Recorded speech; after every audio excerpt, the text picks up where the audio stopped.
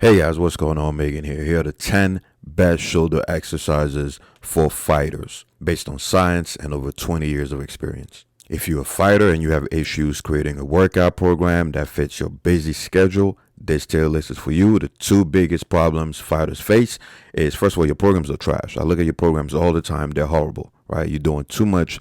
Most of your exercises are not efficient. Your recovery ends up suffering because you're doing too many redundant movements, and you keep forgetting that, again, the two biggest issues fighters have is time and recovery.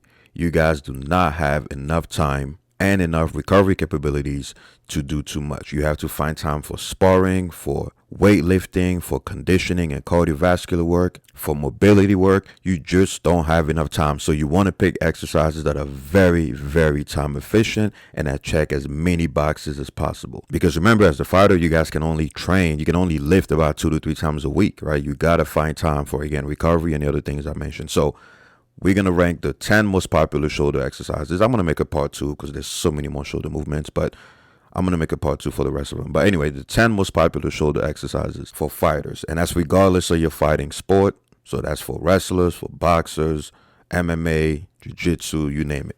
Now, as far as the criteria we're going to use to rank those movements, it's very simple, right? What is the goal of weightlifting? What is the goal of resistance training as a fighter? Well, obviously, you want to build strength, power, stability, and balance, coordination, mobility, cardio, while simultaneously reducing your risk of injury.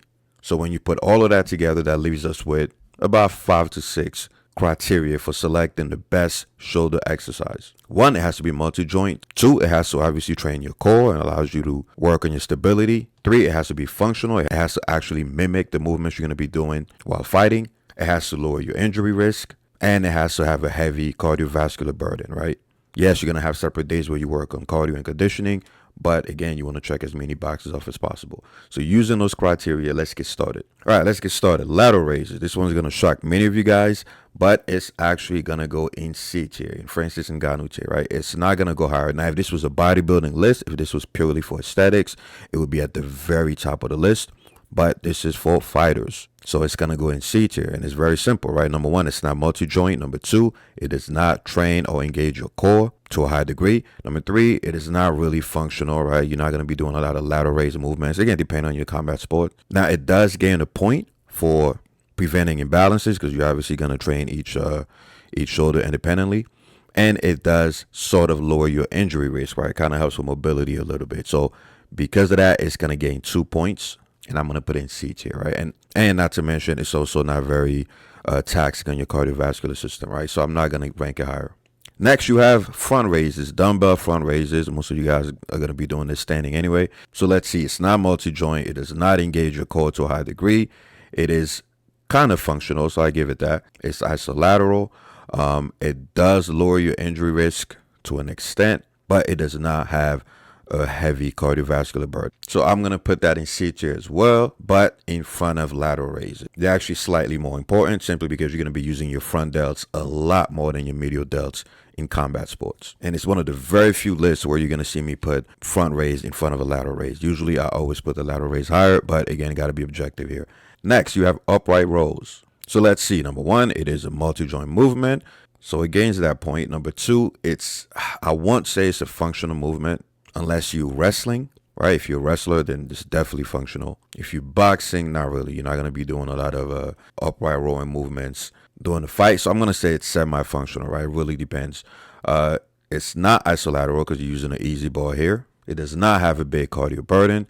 And as far as injury risk, yeah, I can't give it that point, right? Because a lot of people have really bad shoulders, and upright rows tends to make it worse. Whereas for others, they don't feel any pain at all, and it actually helps their shoulder mobility. So I'm going to generalize here and not give it the point for shoulder mobility and injury risk. So I'm going to put that in C tier, right? It only gains 2 points, maybe 1.5, depending on your combat sport. Next, you have the face pull. So number 1, it is multi-joint. Number 2, it does not engage your core to a great extent.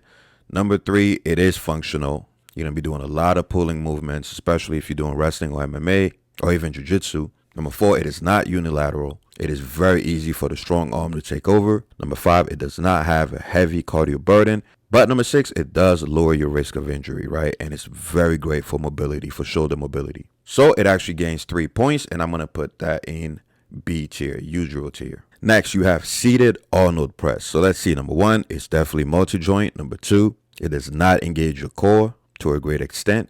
Number three, it is not functional. You're not going to be doing this movement from a seated position in your combat sport. Number four, it is unilateral. You could do one arm at a time. Number five, it is not cardio extensive. And number six, it does help with mobility, shoulder mobility, right? So long term, it lowers your injury risk. I know there's a lot of controversy about that. Some people say it's bad for your shoulders. Some people say it's great for your shoulders. But I think long term, as long as you don't go too heavy, it's actually great for shoulder mobility. So it gains 3 points. I'm going to put that at Ujiro/B tier. It's crazy that Ujiro is B tier on this list, right? I mean, you're going up against Barley and Kratos. So what can I say? All right, next, seated barbell military press. So number one, is it multi-joint? Yes. Number two, does it greatly engage your core? No, because you seated. Number three, is it functional? No. Again, you're not going to be doing this movement seated during the fight. Number four, is it unilateral? Of course not. So that might lead to imbalances long term. Number five, does it have a great cardio burden? A little bit, right? We'll give it that. If you go heavy, obviously, it's going to tax your cardiovascular system. And last but not least, does it increase shoulder mobility to a great extent combined with a low risk of injury? No, you do not get great shoulder mobility from doing seated barbell presses. So it only scores 2 points. Believe it or not, I'm going to put that in C tier, Francis Ngannou tier, right? Guys, remember, C tier is still good. It's not a horrible tier. I mean, I called it Francis Ngannou for a reason, right? So these are still good exercises. They just don't hold a candle to the ones higher up on the list. Right, Francis Ngannou is still a beast, but he's no Ujiro, he's no Kratos, and he damn sure is no Brawley. All right, next we have seated machine shoulder press. Let's see, is it multi-joint? Yes. Does it engage your core to a great extent? Nope. Is it functional? Nope. Is it unilateral? Nope.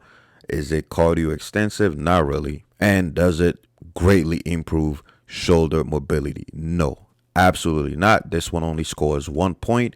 And it goes in Smeagol tier. If you're a fighter, you have no business doing seated machine shoulder presses. Now, if this was a bodybuilding / aesthetic tier list, I will rank it a lot higher because you actually want sort of the opposite of this list when you're going for bodybuilding, right? You want high stability. You don't want the exercise to have a great cardio burden.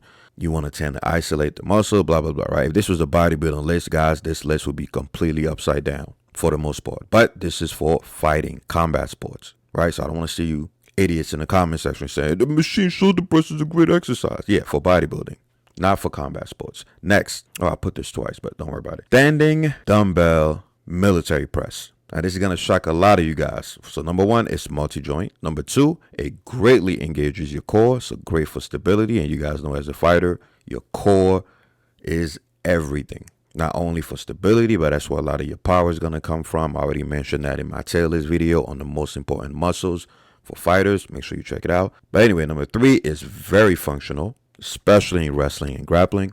Number four is isolateral. You could use one arm at a time, and it's not going to lead to imbalances. Number five, it has a great cardio burden because, again, you got to stabilize your body. You got to engage your core. You got to use your upper traps, your front delts, a little bit of your side delts. It's going to shuttle oxygen throughout your entire body. And it is amazing for mobility. So it's going to go in S tier. It's one of the very few exercises that I program for every fighter client that I have. When anybody comes to me and says, hey, can you customize my program for fighting, for combat sports?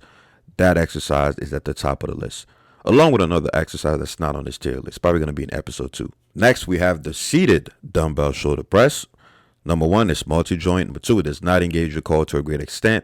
Number three, it's not really functional. Number four, it is unilateral. You could do one arm at a time. Number five, it does not have a great cardio burden. Number six, it is decent for shoulder mobility, though it does carry a high injury risk as you go heavier and heavier. But I give it that point. So I'm going to put in B tier, but at the very end of B tier, right? It's not better than the Arnold press if you're a fighter. And last but not least, we have the standing overhead press, aka the military press. So let's see. It is a multi-joint movement.